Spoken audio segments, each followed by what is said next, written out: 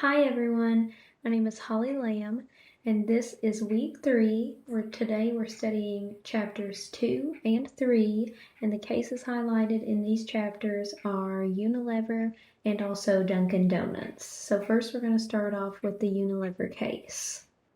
The first question in chapter 2 for the Unilever case asks us if Unilever is providing value to their Indian customers, and in what ways. Unilever is providing value by utilizing the 4 types of utility. First, they use form utility to add value by changing the size of their detergent product. In addition, they use place utility by utilizing previously established distribution channels and also local saleswomen to help them easily and conveniently distribute the detergent product. They use time utility to conveniently purchase by providing convenient purchasing availability by using these saleswomen I previously mentioned, and this helps the customers in their consumption habits because many of their Indian customers purchase necessities every day.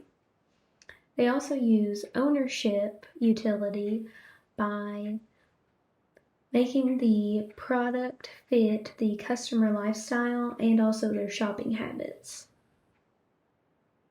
The second question in the Unilever case tells us to consider the competition that Unilever is receiving from Procter & Gamble and other companies. It asks us, in what creative ways could Unilever change their detergent product to differentiate it from the offerings of competitors?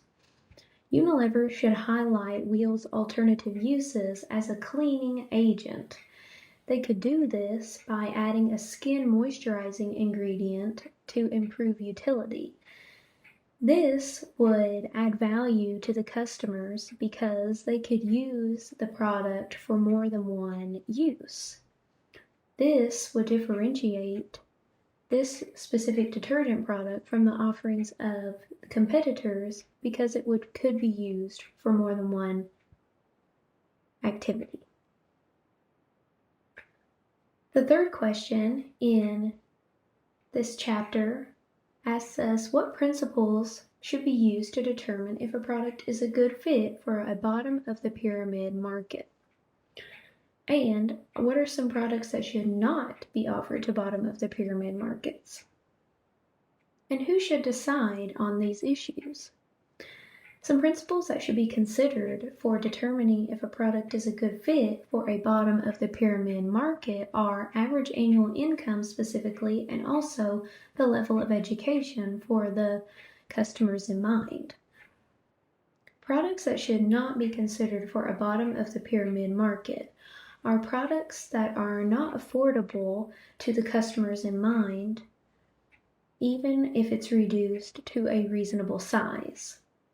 In addition, products that require special handling, including perishable goods or goods that require refrigeration or special tools, should not be considered for bottom of the pyramid markets. That being said, complicated products with intricate instructions and unfamiliar use to the customers in mind should also not be considered for bottom of the pyramid markets. However, I believe that marketers should be the group to decide on these types of issues regarding what products could be offered to bottom of the pyramid markets.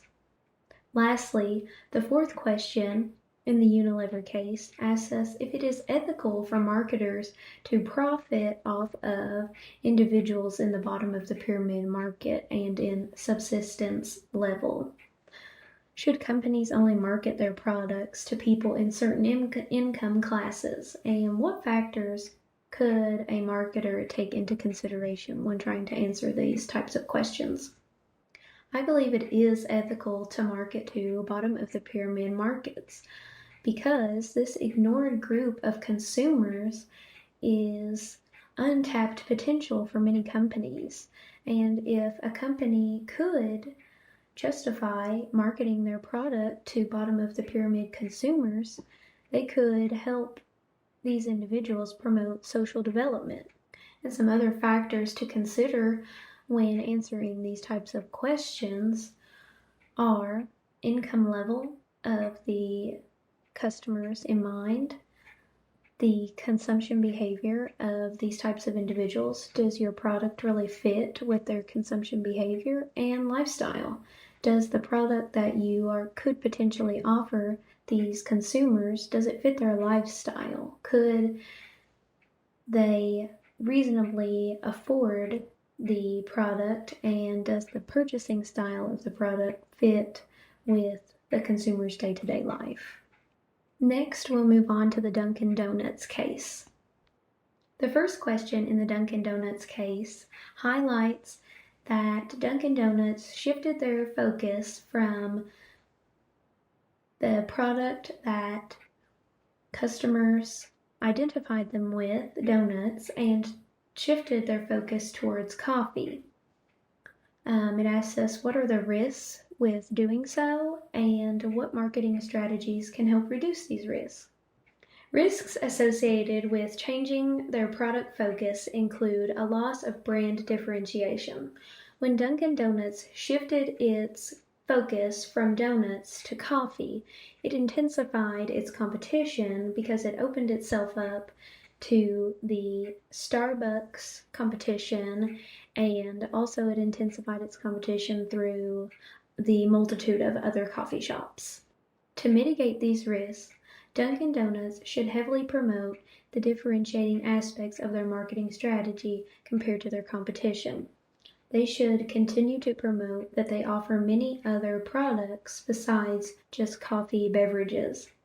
In addition, they should promote that they can compete on price and offer more affordable options compared to the coffee drinks of their competitors like Starbucks. The second question asks, what are the key differences between the marketing strategies of Dunkin' Donuts and Starbucks? What could the company do to successfully compete and clearly differentiate Dunkin' Donuts from its competitors? One of the key differences in their marketing strategies is that Dunkin' Donuts can compete on price. Dunkin' Donuts markets itself as the average Joe coffee shop, meaning that it is a more affordable product and that anyone can understand how to come into the store and order a drink. However, Starbucks markets itself as a premium coffee brand, offering complicated and wordy drinks with many different ingredients that have to be specified by the customer at the point of sale. To successfully compete with Starbucks, Dunkin' Donuts needs to compete on price and to continue to promote that it offers different products than Starbucks. Question 3 in the Dunkin' Donuts case highlights that loyalty programs like that of Dunkin' Donuts can incentivize customers to stay loyal. However, it does not keep them from switching between brands. Specifically, it asks, what other factors can drive loyalty to a brand, and which of these do we see at Dunkin' Donuts? And is there more that Dunkin' Donuts could do to increase their loyalty? Some of the factors affecting loyalty include price and perceived value, the products offered by a brand, the convenience of purchasing from a brand, and the ease of purchasing from a brand. We see Dunkin' Donuts trying to increase their customer loyalty through keeping their prices affordable as compared to their competitors like Starbucks, and also increasing their perceived value. A large at Dunkin' Donuts is incredibly larger than a large coffee at Starbucks, and the price is also lower at Dunkin' compared to the price of a large coffee at Starbucks. Dunkin' Donuts also increases their customer loyalty by offering different products than competitors by maintaining their donuts and also adding breakfast sandwiches. Dunkin' Donuts adds loyalty through convenience of ordering and the ease of purchasing, because many people believe that Starbucks is just for young people and they could never order a coffee at Starbucks because it's too complicated. However, at Dunkin' Donuts, the menu boards contain many of the standardized products and product offerings, unlike Starbucks, which typically only highlights their seasonal offerings. And that's all for this week's cases. Thank you.